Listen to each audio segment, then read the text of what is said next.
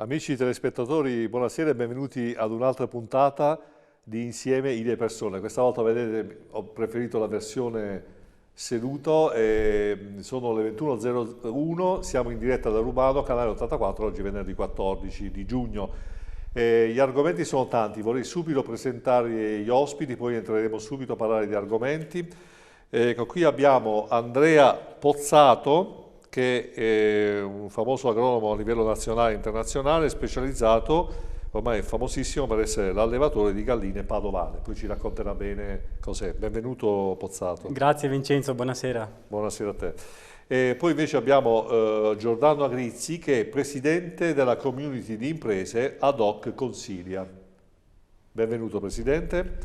Poi da ultimo, ma non per ultimo, abbiamo Danny Carella, che è presidente municipalità Lido Pellestrina, che spieghiamo che sono le isole di Venezia, perché magari questo è un programma nazionale, quindi va in onda in tutta Italia, del Partito Democratico. Benvenuto, buonasera a tutti, grazie. Benvenuto Carella. E poi chiediamo al regista di inquadrare i nostri outsider, le nostre outsider, come vogliamo chiamarle, eccole qua, le nostre galline padovane.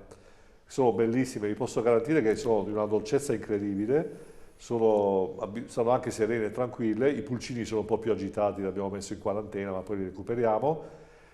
E veramente sono qui in diretta, non sono finte, sono qua con noi. Magari Marco, facciamo vedere che fanno parte del panorama, perché magari la gente pensa che non sono vere, sono veramente qui con noi e sono anche buonissime. Allora, dottor Pozzato, ci vuole un po' raccontare questa sua esperienza, perché quando io sono riuscito a entrare in contatto con lei, l'ho subito invitato in TV, perché comunque mi ha fatto anche molto piacere che lei abbia accettato, perché lei è famosissimo, c'è anche Cavaliere della Repubblica. Ci vuole un po' raccontare, non so, forse non basterebbe una puntata per raccontare tutto quello che ha fatto, però ci vuole un po' raccontare Italia Got Talent, i soliti noti, cioè, ecco, ci vuole un po' raccontare cosa, il 2 giugno che è diventato Cavaliere, ci vuole un po' raccontare dall'inizio. Grazie Vincenzo, allora lei mi ha fatto un preambolo molto, molto bello. Io remo sempre con i piedi per terra.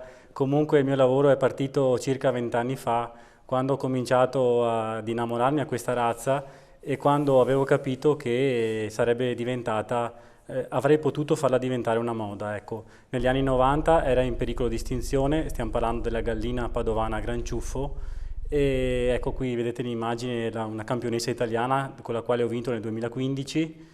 Questa sì, è stata la mia prima vittoria in campo nazionale. Si è classificata prima, quella femmina che vedete nello schermo, tra 2400 soggetti a concorso. Ecco. Era la mia prima apparizione al campionato italiano. Ecco, questi sono alcuni pulcini, figli delle padovane di varie colorazioni. Ecco. E il mio lavoro è un lavoro di selezione che ha permesso di fissare 8 colorazioni a livello italiano e di farle riconoscere nella federazione italiana delle associazioni avicole, e quindi di divulgare queste 8 colorazioni. Noi le alleviamo divise per colorazione, in razze pure, e ci danno ottime soddisfazioni. Ecco.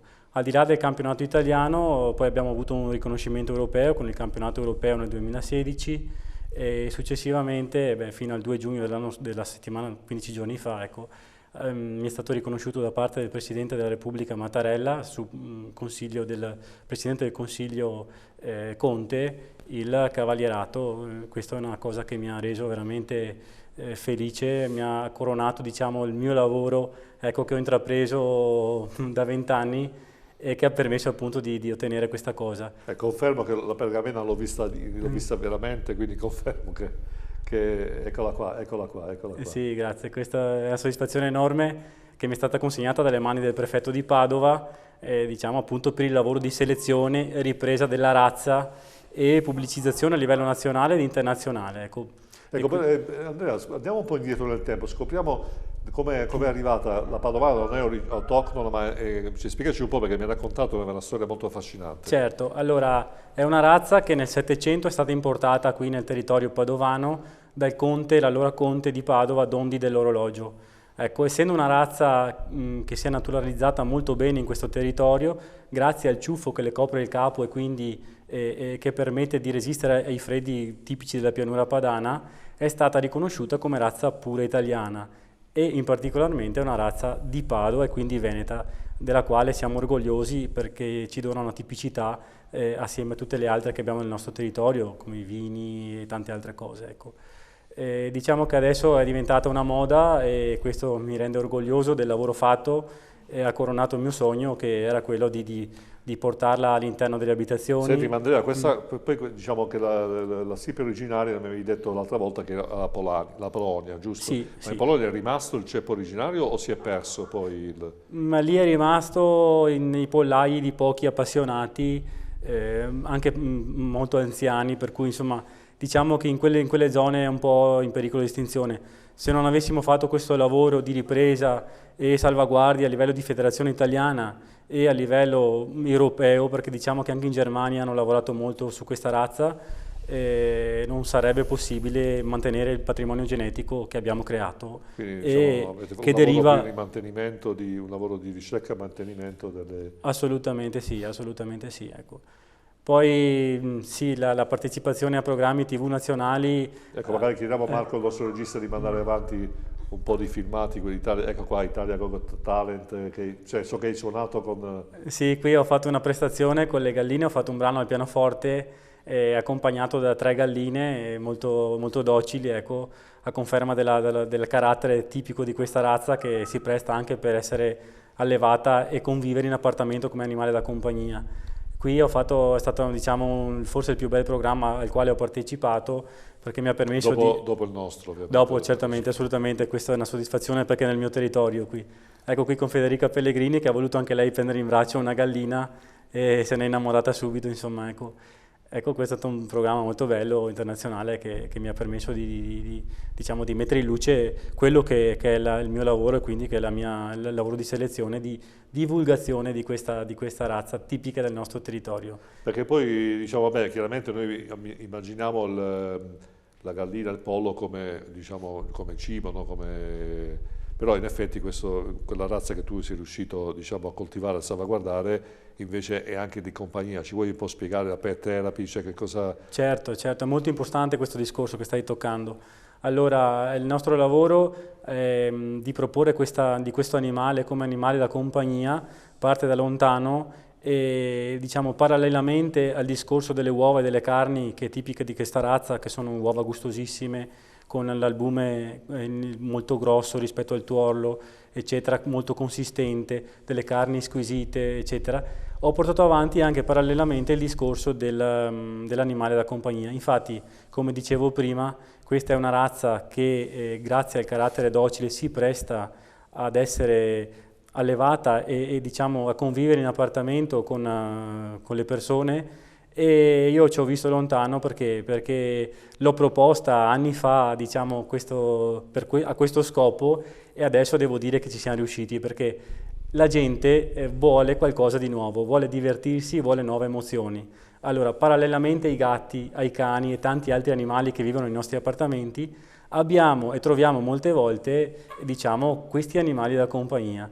Ho visto degli amici, dei conoscenti che andavano a guinzaglio con questi animali, per cui insomma mi sembra un traguardo molto, molto importante che abbiamo raggiunto, ecco, assieme. No, anche perché poi Andrea, effettivamente pensiamo ai nostri figli super tecnologicizzati, l'ho detto bene la prima volta, quindi abituati a usare solo Facebook, internet, a non capire neanche che magari chiedere di andare a prendere i pomodori nei campi a gennaio, nel senso che magari non si è proprio slegati dalla natura, riavvicinare i ragazzi alla natura, anche con degli animali un po' diversi, penso che sia una bella occasione proprio diciamo, di riavvicinarsi alla nostra madre natura, cioè all'origine della nostra vita, dove veniamo e dove comunque siamo, fra virgolette, viviamo, e quindi penso che sia una cosa bella, specialmente per i bambini. È assolutamente vero e guarda, stai toccando un tasto molto importante perché io vedo sempre più giovani, ma minorenni di 13, 14, 15 anni che si stanno avvicinando a questo mondo,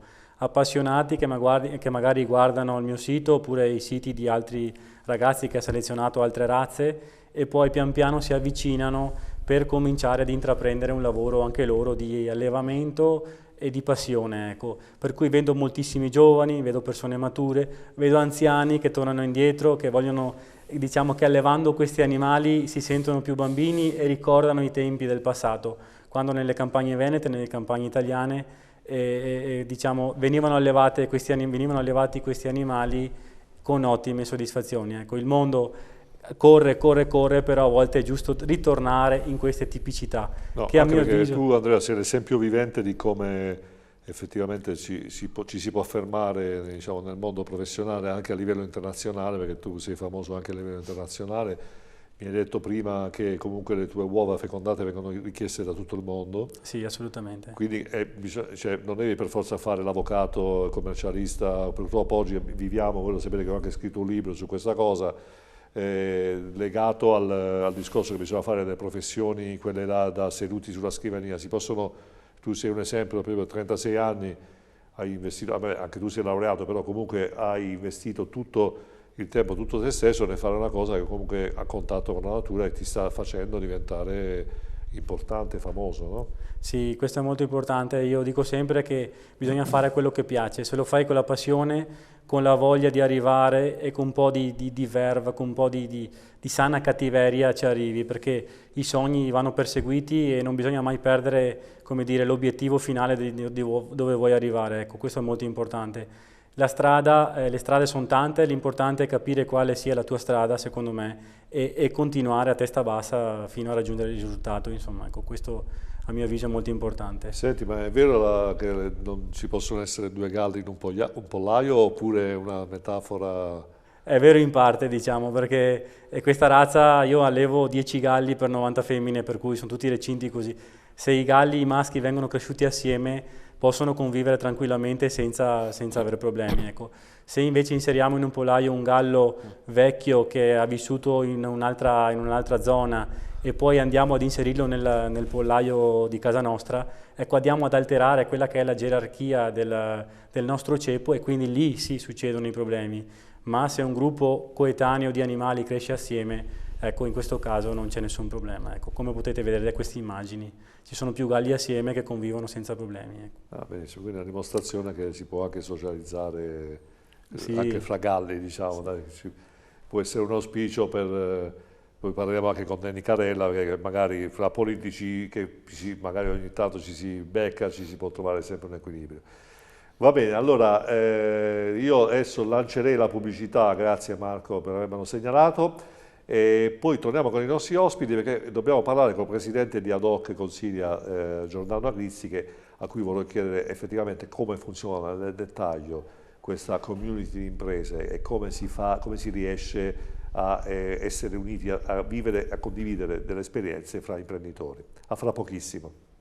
Al business plan e quant'altro, però la prima cosa che dobbiamo normalizzare siamo noi. Nella mia testa il sogno di diventare imprenditore già a 16-17 anni. Bravo, sei molto più preparato di me. Un grande applauso per la...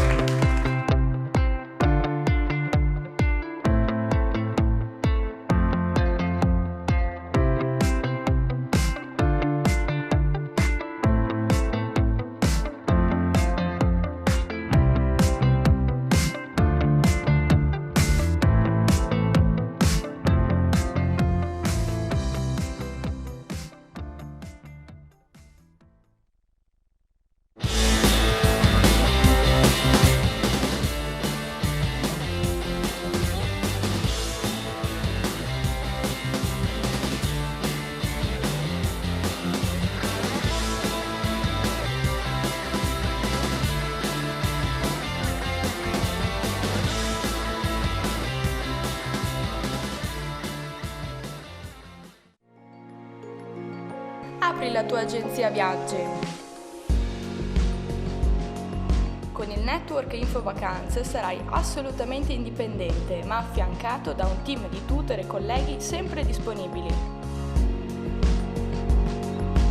Potrai far crescere la tua impresa specializzandoti in outgoing, ma se vorrai potrai sviluppare anche dei tuoi progetti di incoming. Prima di venire a parlare direttamente con me, passa dalle nostre agenzie, senti cosa dicono di noi e poi vieni a trovarci. Inizieremo un viaggio assieme. Per tutte le informazioni telefona al numero verde in sovraimpressione oppure entra nel sito www.infovacanze.it.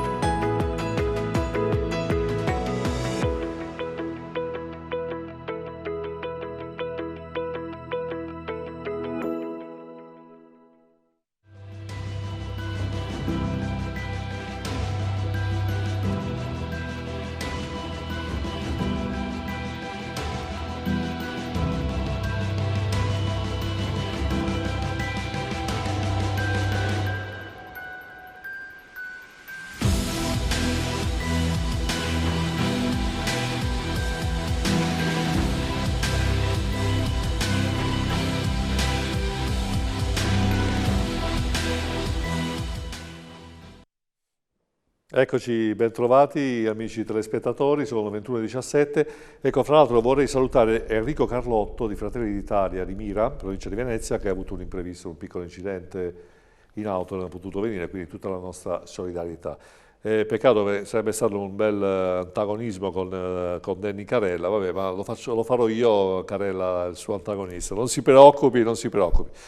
Giordano Agrizzi, ci vuole un po' spiegare cos'è questa community di imprese, perché comunque effettivamente oggi sono nascono però legati ad aspetti economici più che altro, alcuni gruppi, invece voi non, per fortuna, secondo me, perché comunque vedersi per parlare di sconti o di scambiare moneta è una cosa un po' gretta secondo me, però ecco, invece voi avete valori più alti, li vogliamo magari esplicitare un attimo? Sì, prego, prego. Allora, il concetto è partito tutto da una mia intuizione, no? Io, come dicevo, ho fatto sempre l'imprenditore, a un certo punto mi sono reso conto che per migliorare l'impresa era doveroso da parte mia migliorare me stesso. Ero completamente una persona di natura diversa dal punto di vista caratteriale, dal punto di vista fisico e quant'altro, e per cui facevo fatica a conseguire dei risultati importanti. Ho cominciato un percorso di cambiamento personale, proprio come persona e non come imprenditore, e improvvisamente i risultati hanno cominciato a venire e ho cominciato a cambiare. Perché questo? Perché per definizione l'impresa è un'organizzazione di persone, per cui l'imprenditore, per quanto poco, deve avere a che fare con persone, deve organizzarle, deve motivarle, deve comprenderle e capire che le persone hanno un valore immenso, no? Per il successo dell'impresa. Con questo cambiamento ho cominciato a ottenere dei risultati importanti. Allora mi sono detto, ma perché non dare la possibilità e creare una comunità dove gli imprenditori, migliorando se stessi, confrontandosi gli uni con gli altri, mettendo a disposizione gli uni con gli altri i propri talenti, i propri valori, no? Possono migliorare e si crea comunque una possibilità di creare sinergie e di poter avere un concetto, diciamo, di appartenenza, di reciproco aiuto e quant'altro. Per cui alla base di questa comunità ci stanno i valori, ci sta il cambiamento e da 10 anni ormai che siamo partiti, tutti quegli imprenditori che entrano in questo contesto, e sono pochi perché sono circa un 3%, su 100 imprenditori, 3 imprenditori su 100 condividono questa idea, ma tutti quelli che entrano e cominciano un percorso di miglioramento sotto il profilo dei valori della persona, delle abitudini sbagliate, cominciano a lavorare sui difetti caratteriali, cominciano a ottenere i grandi risultati imprenditoriali sviluppando di molto quella che è l'impresa. Come si sviluppa questa situazione? Chiaramente ho pensato di organizzare la cosa mettendo la possibilità di avere tutti gli imprenditori in un unico momento, per cui al mercoledì sera di ogni settimana gli imprenditori ci riuniamo, abbiamo una cena insieme, parliamo di come risolvere i problemi, ci si incontra attorno a un tavolo, si pranza anche insieme e da lì nascono nuove possibilità, nuove idee, gli scambi anche di lavoro a volte, ma soprattutto ognuno poi porta la propria testimonianza su qual è che è stato il suo cambiamento di miglioramento e di formazione e di miglioramento personale, in maniera che attraverso questo metodo, no, c'è proprio il confronto e ognuno poi prende quello che per lui va bene e lascia quello che non gli va bene e abbiamo creato da 10 anni questo sistema che è bellissimo. Ecco Giordano, lei vabbè, non lo sa, però io da gennaio che combatto come un forsennato qui in questa TV, uso questo mezzo proprio per raccontare il fatto che comunque le imprese sono da sole. Da sole non intendo che, non è così, perché l'imprenditore è sempre attorniato da persone, è sempre attorniato da, diciamo, dipendenti, eccetera, però il problema è da solo, intendo in senso proprio psicologico. Prima c'era il commercialista che comunque era un confidente, era preparato, aveva anche competenze, non era assillato da circolari continue dello Stato, burocrate. Invece adesso l'imprenditore è completamente abbandonato. C'era il Don, il direttore di banca con cui c'era un rapporto, il Don che gli differenziava i nominativi delle persone da assumere. Oggi invece l'imprenditore non ha nessun riferimento, il commercialista è vessato da continui circolari, i direttori di banca sono diventati, ahimè, fanno parte di un sistema, quindi veramente che tende a spersonalizzare il rapporto con l'azienda.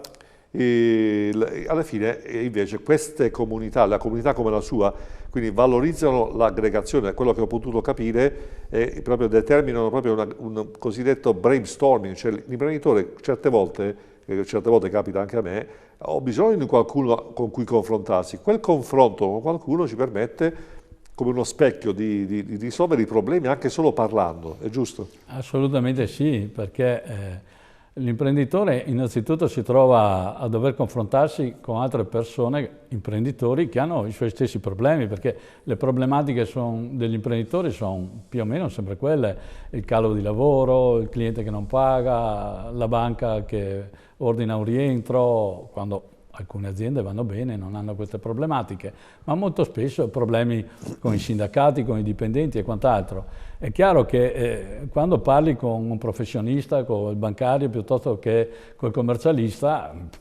non ha le problematiche, per cui assolutamente no, c'è questa necessità di confronto e di condivisione.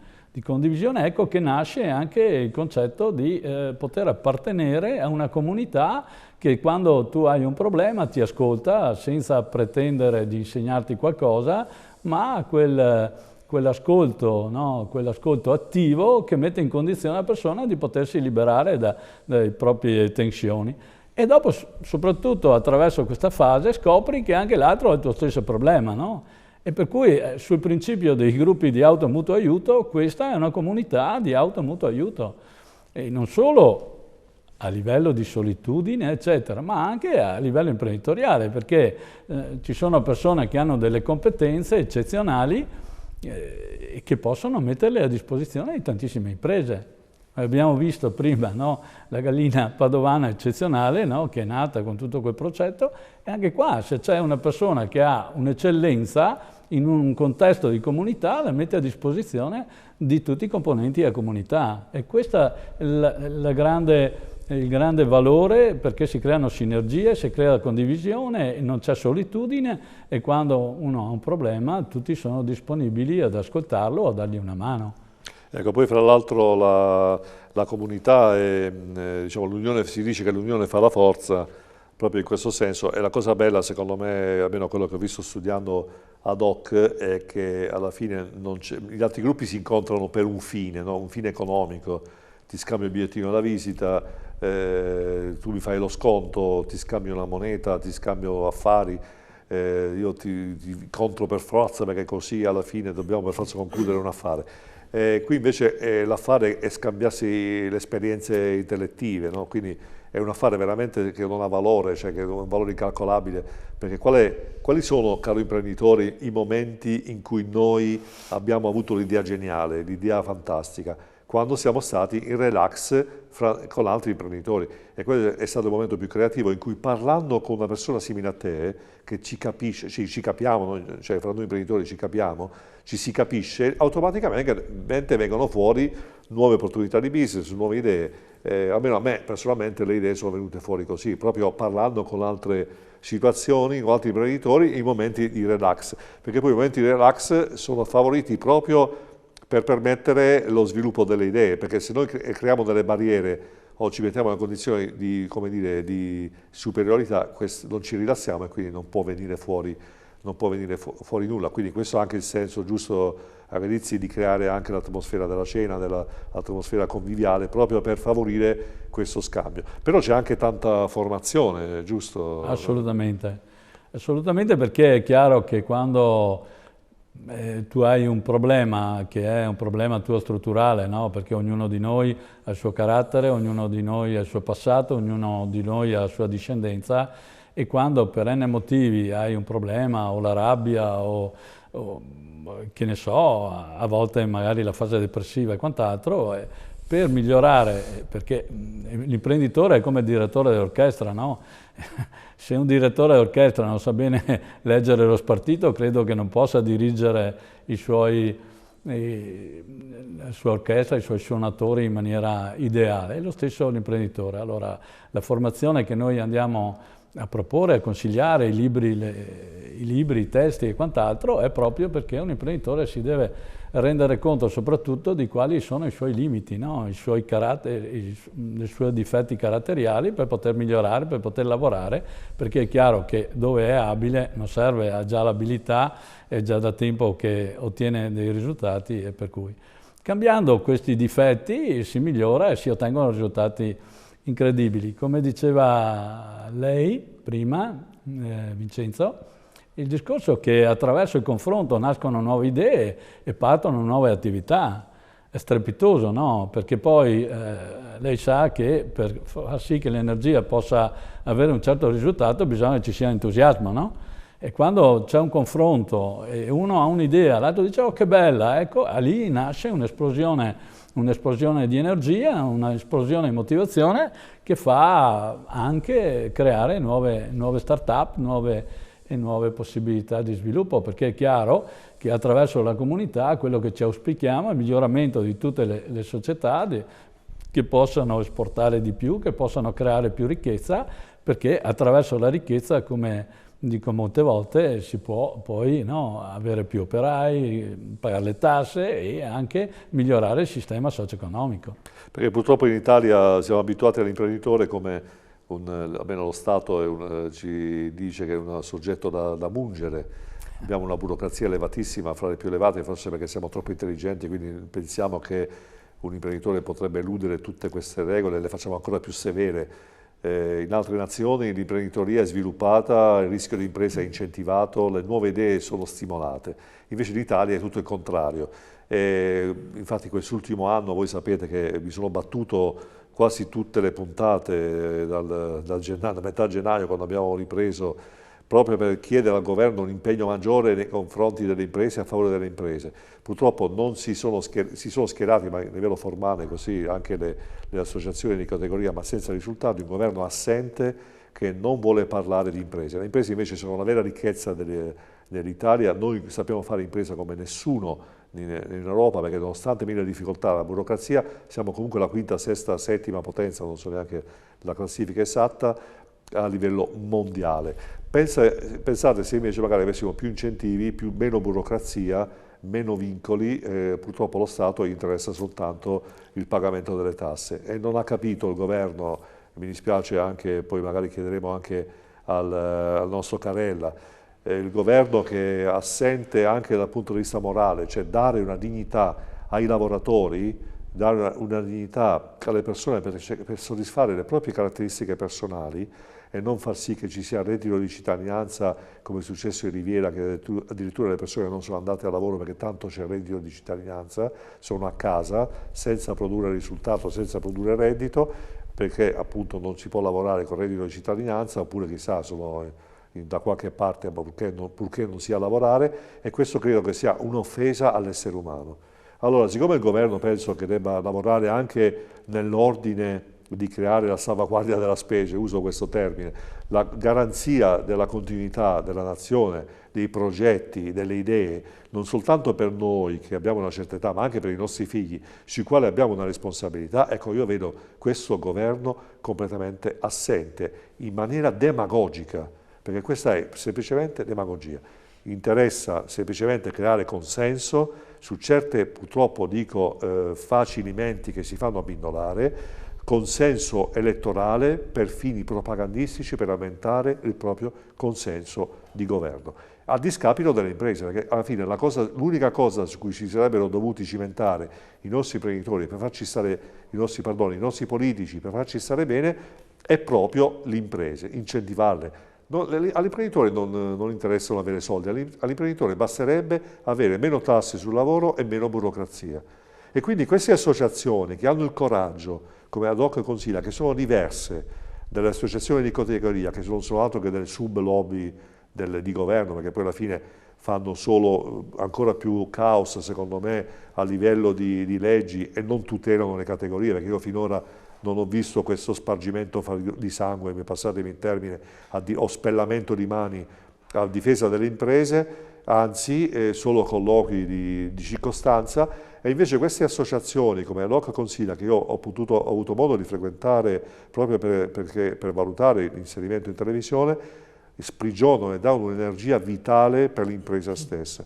Le imprese hanno bisogno e gli imprenditori hanno bisogno di aggregarsi, dobbiamo unire le forze, perché il governo ci vuole soli per essere deboli, per controllarci maggiormente. Dobbiamo unire le forze, perché la nostra forza è proprio la nostra forza superiore, è quella di saper creare ricchezza, saper creare posti di lavoro. Non è più come una volta che c'è il padrone, ma il titolare si integra col dipendente, e la nostra forza deve essere quello di aggregare le nostre competenze, non isolarci, fare community, perché questa è la via, l'unica via possibile per resistere a chi in antagonismo ci vuole male, ci vuole distruggere, perché con la burocrazia. E questa è la maniera giusta di fare, unire le competenze, perché nel momento in cui sei isolato, nel momento in cui pensi di bastare a te stesso, quella è la maniera per chiudere, è la via per isolarsi, per morire. Invece bisogna uscire dalla trincea, bisogna confrontarsi con gli altri, perché il confronto con gli altri ci arricchisce e ci permette quindi di crescere anche a livello imprenditoriale. Agrizzi prima diceva una cosa giusta, l'imprenditore è prima di tutto una persona, e su questa cosa Agrizzi, l'imprenditore veneto tendenzialmente tenderebbe a bastare a se stesso, no? Faccio tutto mio, quindi non ho bisogno di nessuno. E invece c'è tanto da fare anche da questo punto di vista. Assolutamente. Assolutamente, pensate, io 20 anni fa ho avuto questo input di cambiamento, pesavo molto di più, pesavo 112 kg, da un giorno che ho capito che il problema della mia azienda ero io, non i miei dipendenti o quant'altro. Sono passati 20 anni, io da 20 anni mi alzo tutte le mattine leggo, tutte le mattine faccio 7-8 km di camminata, tutti i giorni mi dedico quel tempo alla riflessione, alla meditazione, ogni sera mi fermo per capire gli errori che ho commesso, non che hanno commesso gli altri, ma quelli che ho commesso io, e attraverso il mio cambiamento ho ottenuto grandi risultati, perché se cambi tu, cambiano anche tutti gli altri intorno a te. Vincenzo diceva prima che purtroppo l'imprenditore, perché l'imprenditore è attaccato a tutto e a tutti? Perché è il fulcro di ridistribuzione, è quel soggetto che crea la ricchezza, perché la ricchezza si crea attraverso lo scambio dell'energia, no? Il denaro non è altro che il controvalore di un prodotto o dell'energia che diamo, no? Per cui attraverso questo movimento si crea il flusso e l'energia. È chiaro che tutto il sistema avverte e gravita attorno alla ricchezza che viene creata dagli imprenditori, no? E per cui siamo bersagliati, e se non mettiamo insieme soprattutto le competenze fra gli imprenditori e fra alcuni professionisti che intendono veramente distaccarsi dalla norma e che si mettono al servizio veramente in maniera onesta, in maniera leale agli imprenditori, si può creare veramente qualcosa di eccezionale. Bene, continueremo ad approfondire, grazie Grizzi. E allora Danny Carella, io l'ho già intervistata la settimana scorsa, abbiamo fatto un servizio che poi abbiamo mandato poi venerdì scorso proprio riguardo alla sanità nel Veneto, in particolare a Venezia. Ecco, lei che viene da Lido Pellestrina, che spieghiamo poi una delle isole, Lido e Pellestrina sono delle isole, perché ovviamente questa è una trasmissione nazionale di Venezia, ci vuole un po' dire com'è la situazione a livello sanitario nelle vostre zone, perché comunque è chiaro che penso che anche Lido Pellestrina, come un po' Venezia, sia soggetta a un po' a spopolamento, l'età media si alza, ci vuole raccontare quindi?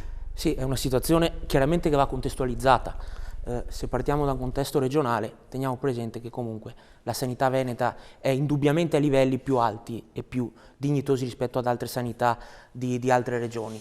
E pur tuttavia, nonostante questo livello medio più alto, la situazione, soprattutto nella Laguna di Venezia, nella città d'acqua, è una situazione critica, per una varietà di motivi che staremo fino a domani a raccontare tutti, i cui però principali sono chiaramente la conformazione geografica del territorio. Lei diceva prima che io vengo appunto dalle isole, io sono nato, cresciuto a Pellestrina, adesso abito a Lido, che sono le due isole che contornano la Laguna di Venezia, e lì basta, tanto per fare un esempio, basta Tenere presente che per un qualsiasi malore c'è la necessità di far intervenire prima un'ambulanza su ruota, dopodiché un'ambulanza su acqua, la cosiddetta idroambulanza. E un'idroambulanza soffre di possibili problemi infinitamente più numerosi che non un'ambulanza di terra. La nebbia, l'acqua alta, il vento, la pioggia, tutti questi fattori vanno a incidere poi sui tempi di percorrenza e quindi anche sulle possibilità anche di sopravvivenza del paziente stesso. Ed è chiaro che ciclicamente, basandoci solo sui numeri, guardando gli abitanti di Venezia e della città d'acqua di Venezia, quindi 50.000 abitanti circa per quanto riguarda la città storica e 80.000 per quanto riguarda l'intera area d'acqua, quindi comprese le isole, non ci sarebbero i numeri per mantenere determinati servizi, però è evidente che se si considerano anche gli altri fattori, primo tra tutti come non considerare il turismo, Venezia che fa milioni e milioni di turisti all'anno non può non avere un ospedale degno di questo nome. E chiaramente oltre ad essere meta turistica ambita, Venezia è anche capoluogo di regione e quindi ci sono tutti gli uffici della regione, della provincia, oltre che chiaramente gli uffici comunali. E quindi c'è un forte anche elemento di pendolari dall'esterno, dalla cosiddetta terraferma verso la città storica. E quindi va da sé che i servizi devono essere adeguati non solo al numero dei residenti stanziali, peraltro in gravissima diminuzione, ma anche e soprattutto al numero dei frequentatori della città. E la battaglia che è stata fatta anche in queste ultime settimane per il mantenimento dei servizi all'ospedale civile di Venezia è una battaglia che va in questa direzione, è una battaglia che ha coinvolto tutte le categorie della città, quindi a partire dalle categorie economiche, ma anche i sindacati, i comitati, le associazioni, il mondo politico stesso, unitariamente ha fatto comprendere alla regione che i servizi nella città storica di Venezia dal punto di vista sanitario è meglio non toccarli per tutti i motivi che dicevo prima. Anche perché poi c'è stata una manifestazione molto importante a Venezia che ha raccolto oltre 2000 persone, ho avuto anche occasione mi sono stati inviati anche dei video, delle foto, quindi effettivamente il problema di Venezia è un problema che poi può essere allargato un po' a tutta Italia, al Veneto in particolare, cioè lo Stato in un certo senso vuole piano piano, però lo sta facendo capire in via diretta, indiretta, trasversale, laterale, nord e sud, vuole abbandonare i costi della sanità. Chi sta facendo la parte del leone sono le assicurazioni che hanno visto incrementare in maniera esponenziale i premi legati a quei fondi quindi sanitari delle varie aziende. Quindi è anche un business. Giusto Carella? È chiaramente un business anche, basta tenere presente anche a come si stia virando lentamente verso forme sempre più diffuse di welfare aziendale, ovvero le aziende forniscono ai propri dipendenti sempre più servizi sanitari, ma lo fanno non per un particolare interesse, lo fanno soprattutto perché è noto che nei territori c'è questa recessione di servizi e quindi giustamente le aziende, in accordo chiaramente con le parti sindacali e con i dipendenti, cercano di fornire questi servizi integrativi ai propri lavoratori. È chiaro, sì, è un business quello delle assicurazioni, è un business quello della sanità privata, che però non ci sarebbe se ci fosse una sanità pubblica efficiente in tutti i territori di questo paese. Quindi diciamo in prospettiva comunque è chiaro, diciamo, i partiti di governo dicono che la colpa è del PD, perché il PD in altre regioni è preponderante, quindi siccome questo accordo fondamentalmente è un accordo Stato-Regioni, almeno questa è la scusante che dicono qua in Veneto, i consiglieri regionali dicono la colpa è del PD perché abbiamo fatto l'accordo con lo Stato e quindi lo Stato dice no, bisogna risparmiare, quindi non ci siamo adeguati, anche se poi magari ho visto che non si sa per quale motivo, però qualche ospedale è rimasto lo stesso, io non faccio ovviamente accuse o allusioni, però fatalità ho visto che qualche ospedale vicino, abbastanza vicino, insomma non voglio entrare nel dettaglio, è rimasto lo stesso. Ma com'è che funziona alla fine? Ma sicuramente io non tenderei a dire che è la colpa di un partito, è una colpa di sistema. È il sistema Italia che sta andando verso questo percorso e d'altronde anche guardando le regioni ormai c'è abbastanza equilibrio tra regioni governate dal centrodestra e regioni governate dal centrosinistra. Quindi non ne farei tanto una questione di politica. È chiaro che restando qui in Veneto la voglia di autonomia che comunque è sempre stata caratterizzante di questa giunta, farebbe pensare ad un sostegno più forte e più massiccio agli ospedali dei territori e a un servizio sanitario che possa andare a sostegno chiaramente del cittadino più disagiato e che abita in località magari più remote, come quelle montane, come quelle di campagna, come quelle chiaramente di laguna. Beh, comunque Carella, lei ha sfondato su un argomento che abbiamo toccato anche ieri, lei sa che facciamo anche giovedì su Canale 15, e proprio questo, c'è chi ha avuto il coraggio di votare Lega considerando che l'autonomia non è stata data, però i numeri, 50% degli elettori del Veneto ha votato Lega, e quindi è stranissima questa situazione in cui comunque protestate, anche io ricevo messaggi continui, sì, fai bene, parliamo di autonomia, non è giusta l'autonomia, messaggi, post, Facebook, eccetera, poi quando abbiamo la matita in mano andiamo a votare ancora il partito che in un certo senso ha tradito il concetto di autonomia. E la cosa che prima mi ha fatto specie è che il 27 maggio, non dopo 20 giorni, ma il 27 maggio c'è stato qualcuno al governo che ha detto adesso dobbiamo risolvere il problema dell'autonomia. Ma io credo che veramente è una cosa ridicola questa qua. Ma la smettete voi che siete là a Roma di trattarci così? Noi cittadini abbiamo un cervello, ci pensiamo alle cose, siamo in grado di capire che evidentemente c'è una difformità fra quello che dite a voce e quello che realizzate effettivamente. Ecco, questa è una cosa, secondo me, ingiusta, essere trattati in questa maniera. Pensate, il governo a risolvere le cose vere che invece devono essere risolte, i problemi della gente, e io penso che il PD in questo senso, secondo me, Carella dovrebbe riavvicinarsi più alle cose reali della gente, alla gente che non trova lavoro, ai pensionati che non riescono ad arrivare a fine mese, alle persone che vogliono creare, che hanno perdono, correrebbero il rischio di perdere la propria dignità lavorativa e sono costrette ad andare a lavorare all'estero. Anche questa è una cosa che dimentichiamo, cioè i nostri figli stanno andando a lavorare all'estero perché noi grandi, noi della nostra generazione non stiamo garantendo ai nostri figli un sostentamento, un diritto al lavoro, una dignità per il lavoro. Ragazzi di 25 anni che non riescono a trovare lavoro, specialmente al sud.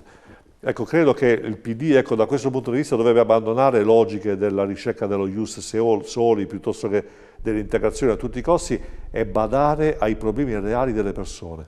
Cosa ne pensa? Ma questo indubbiamente, lei ha citato giusto appunto l'autonomia. Il prossimo anno andremo ad elezioni per quanto riguarda la giunta regionale e il presidente ed è probabile che ci si arriverà a queste elezioni con la regione Veneto che avrà le medesime competenze che aveva prima delle elezioni del 2015. Ora, io sono stato un convinto sostenitore del sì al referendum per l'autonomia e ho votato e fatto votare per il sì, come gran parte dei veneti. E stupisce però che, ad esempio, adesso che da un anno effettivamente al governo ci sia un partito che si autodefinisce federalista, non si riesca a portare a casa, non dico tutta l'autonomia o gli slogan del 90%, eccetera, però quantomeno alcune competenze per valorizzare alcune eccellenze di amministrazione del territorio dovrebbe essere fatto, perché leggiamo nei quotidiani che comunque spesso la Lega a Roma sostiene l'autonomia della Catalogna, l'autonomia dei Paesi Baschi, l'autonomia di svariati territori in Europa e non riusciamo a portare a casa l'autonomia nel Veneto in un contesto storico in cui la Lega governa il Veneto, la Lega governa il Paese. Sembra quasi un controsenso che però tuttavia non è stato colto, come diceva lei, alle urne. Quanto invece alla situazione del PD, io però tenderei anche ad analizzare un altro dato.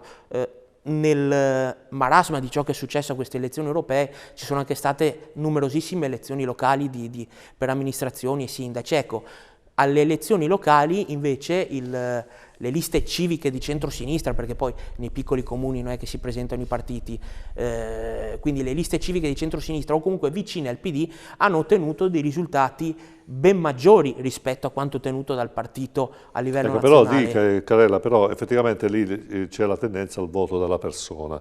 Infatti. Però quello che ho visto è che siete arrivati spesso divisi, cioè nei comuni dove siete arrivati divisi, per lotte penso di fazioni interne, avete un po' clonato la tendenza, quella ricerca del segretario perfetto che avete sviluppato nell'ultimo anno, di fatto lasciando il governo cioè lo Stato senza opposizione, che secondo me è proprio il contraltare specifico di ogni nazione democratica. Avete un po' continuato a fare, là avete perso al ballottaggio e anche prima. Io le dico, ho messo anche un post su Facebook, quindi è cosa pubblica, tutti quelli che io ho invitato del suo partito ad un confronto con me in televisione sono stati tutti silurati. Questo è qualcuno, e quelli che sono venuti qua hanno tutti vinto. Adesso non perché io porto fortuna, perché non posso crederlo, però sicuramente è mancato anche un aspetto di confronto. Cioè, ma perché c'è gente che ha perso per 40 voti, 150 voti, quindi sono 5 famiglie, 10 famiglie, quindi anche una situazione paradossalmente paradossale. Sì. Va bene, Carella, adesso io direi che possiamo lanciare la pubblicità, Marco, l'ultimo stacchetto, poi l'ultimo giro di domande. Preparatevi a domande un po' dirette, molto pungenti, perché comunque, fra virgolette, perché tutti sanno che non so essere cattivo, quindi anzi parliamo di argomenti comuni, argomenti condivisi. Al business plan e quant'altro, però la prima cosa che dobbiamo normalizzare siamo noi. Nella mia testa il sogno di diventare imprenditore già a 16-17 anni. Sei molto più preparato di me. Un grande applauso per Matteo.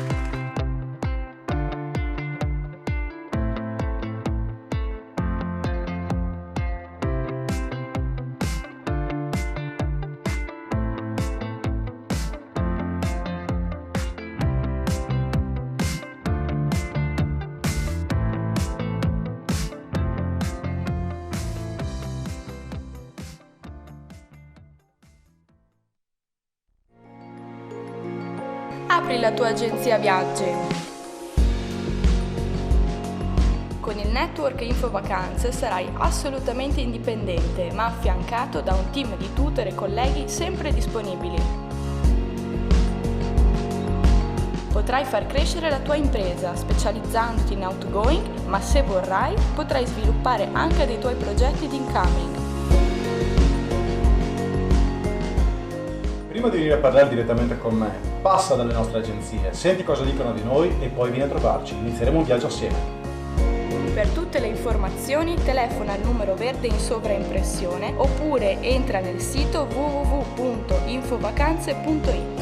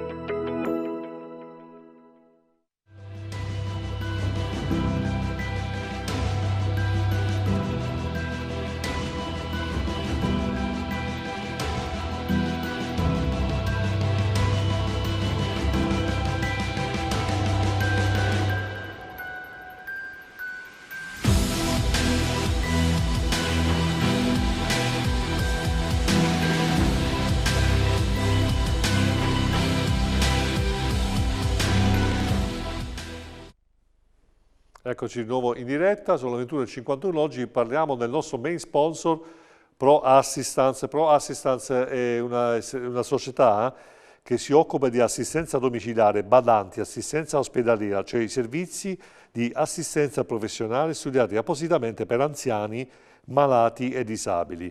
Poi ovviamente fanno corsi per team assistenziale, professionisti sanitari, teleassistenza e assistenza supplementare. Sono a Mestrino in piazzetto Aldo Moro e a Padova in via Bonafede. Mestrino è un comune in provincia di Padova. Ovviamente io ho volentieri accolto l'idea di Pro Assistance perché credo che oggi noi siamo legati ai nostri anziani, che sono la nostra cultura, la nostra storia, in maniera talmente forte, però ovviamente il caldo, lo stress, anche purtroppo i ritmi di vita a cui noi giovani, dicono i giovani, cioè nel senso noi siamo figli, quindi siamo costretti a vivere, ci porta ad avere sempre meno tempo da dedicare a loro. Quindi è giusto però che loro abbiano tutte le attenzioni necessarie, tutte le nostre considerazioni, tutto il nostro appoggio perché possono continuare a vivere degnamente e non essere soli, perché il problema è l'abbandono delle persone anziane.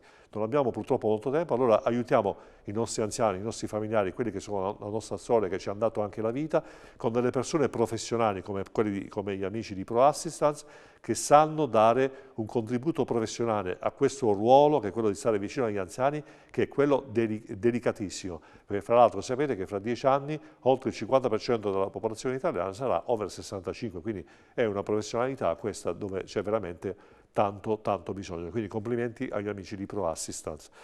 Bene Marco, adesso io mi sposto, mi metto anche vicino ai nostri partner qui, perché ecco, cerchiamo di salutare, perché sono qui, facciamo un primo piano franco alle nostre amiche, perché sono veramente dolcissime, perché veramente, eccole qua, vi posso dire che sono state brave, meglio degli ospiti, direi, anzi meglio del conduttore, perché sono state belle tranquille, non hanno sporcato, ecco, ha ragione proprio Andrea che veramente sono da compagnia alla fine, è vero questa cosa qua, ci vuoi un po' raccontare meglio allora come lo sviluppo della pet therapy, perché so che hai avuto anche contatti con scuole, con associazioni.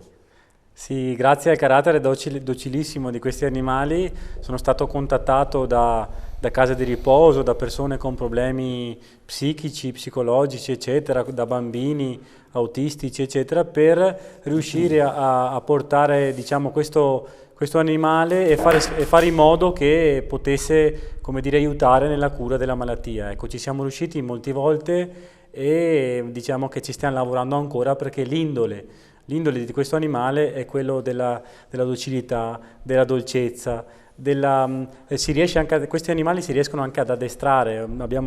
Se partiamo dal pulcino, come in questo caso, vedete questo è un animale che ha pochi mesi, ecco, a partire da questa misura riusciamo a creare veramente un animale da compagnia che ti risolve moltissimi problemi e che ti porta a, diciamo, dei risultati straordinari. Ecco. Potete trovare nel mio sito www.gallinapadovana.net tantissime informazioni a riguardo che ho voluto, diciamo, è un sito molto tecnico ma anche simpatico che ho voluto costruire per come dire, aiutare gli appassionati che ci vengono tutti i giorni a bussare alla porta e alle persone che non possono raggiungerci ma che con la voglia di allevare questi animali. Ecco. Perché poi fra l'altro io so che lei riesce a spedire in tutto il mondo, cioè l'uovo fecondato si può spedire in certe condizioni anche in tutto il mondo, quindi so che lei ha richieste di allevatori che vogliono, anche questo, cioè vogliono allevare anche la gallina padovana. Sì, insomma. è quello l'orgoglio che, diciamo, che tutti i giorni, con il quale tutti i giorni ci confrontiamo, è che le richieste arrivano anche dall'estero, da tutto il mondo. Abbiamo avuto di recente la visita della segretaria mondiale all'avicoltura che proveniva da Mosca assieme a un convoglio di appassionati, ecco, con l'interprete, e ci hanno fatto visita per venire a scoprire un po'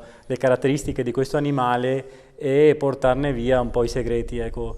Noi siamo orgogliosi che il nostro territorio, il mio comune, la mia provincia, la mia nazione venga come tra virgolette portata nei paesi esteri e naturalizzata, perché veramente la soddisfazione è molto grande. Ecco, questo orgoglio di appartenenza della mia terra mi rende felice per il lavoro che abbiamo fatto e che faremo per il prossimo futuro. Ecco, questo è molto importante. Benissimo. Ecco, Giordano Grizzi, invece nella sua comunità, di imprenditori, qual è la soddisfazione più grande che ha avuto negli ultimi anni?